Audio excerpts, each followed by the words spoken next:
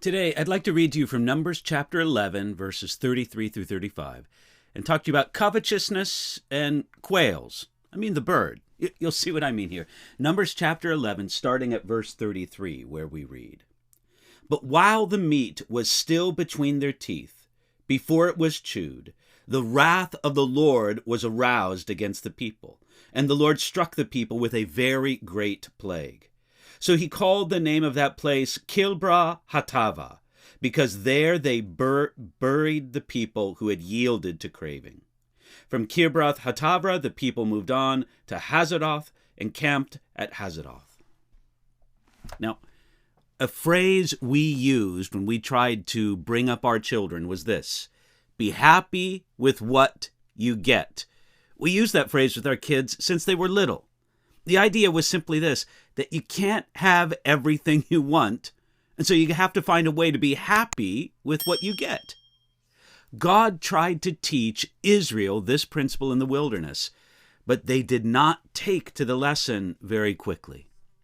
Because they complained so bitterly, God miraculously directed a vast covey of quail to the camp of Israel, where they were killed and eaten. Quail migrate over the Sinai wilderness every year, so God may have used one of these migrations. It's on record that Arabs living near this region have caught between 1 and 2 million quails during their migration using nets. Well, the previous verses in Numbers chapter 11 tell us that the quail came all around the camp, that is, on the perimeter. But when the Holy Spirit was poured out earlier in Numbers chapter 11, it drew men into the center of the camp, right into the middle of the people of God. But to get the quail, they had to go outside of the camp, away from the people of God. God's best for us is always towards the center of the camp, not towards the outside. Now, when the quail came, the people went with great effort and excitement to gather the birds and to prepare them for eating. But when they ate, while the meat was still between their teeth, the Lord sent a plague among them, and many died. Psalm 106 describes this scene. I'm going to read to you from that psalm. "They soon forgot his works and did not wait for his counsel, but lusted exceedingly in the wilderness and tested God in the desert. And he gave them their request, but sent leanness into their soul." That's Psalm 106, verses 13 through 15.